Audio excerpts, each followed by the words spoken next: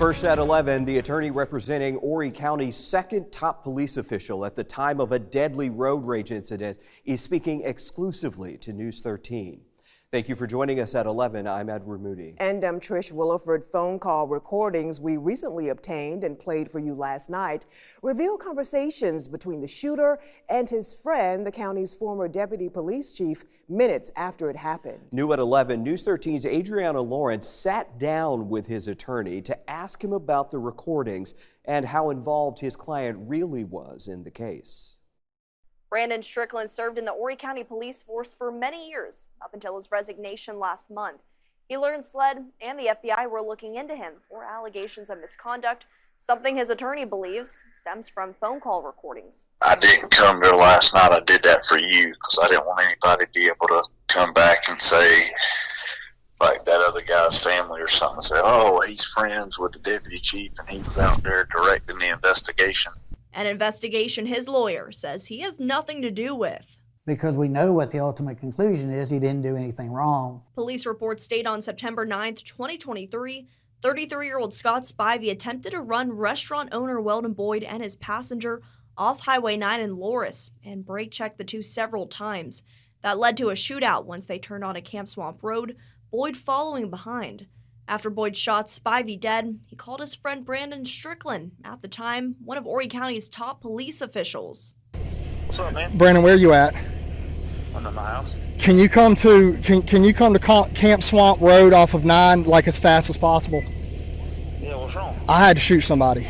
Later saying, I got the right people. I got the people coming that need to come. Spivey's death was later deemed a self-defense case. The South Carolina Attorney General's office declined to prosecute Boyd because of insufficient evidence, but Spivey's family says the recordings they obtained through a civil suit against Boyd paint a different picture. How in the world do these recordings exist and the people that are supposed to protect and serve the community don't even act like they're there? Attorney Bert Von Herman says while Strickland's choice of words were poor, Strickland did tell Boyd he couldn't get involved. I would talk to your attorney on that and make your decision based that way.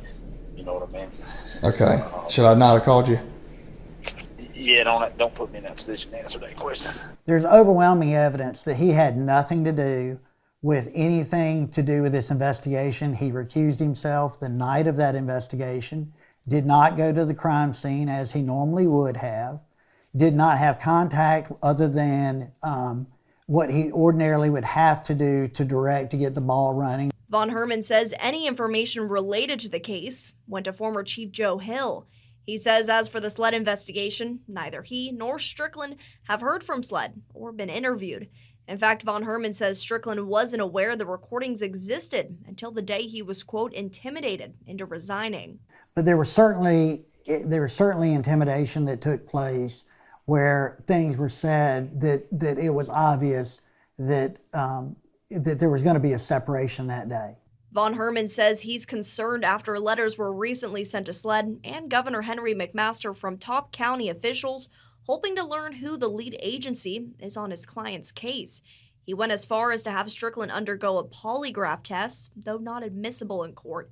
He was asked questions related to tampering or influencing the investigation.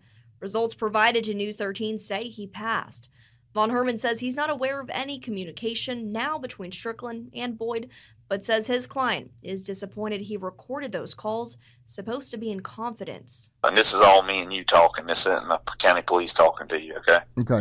Von Herman says he and Strickland are and will cooperate with the investigation. Everybody wants this investigation for Mr. Spivey, and they've already decided the facts of it. Why don't they want that same thing for the investigation of Brandon Strickland to figure out if he did anything wrong? Now the governor's office tells us it's aware of the investigation into Strickland, and once concluded, Governor McMaster will determine whether or not to reopen Spivey's case. So far, no agency has reopened it. In the newsroom, Adriana Lawrence, News 13. New tonight, a contentious town hall this evening in Beaufort County, South Carolina.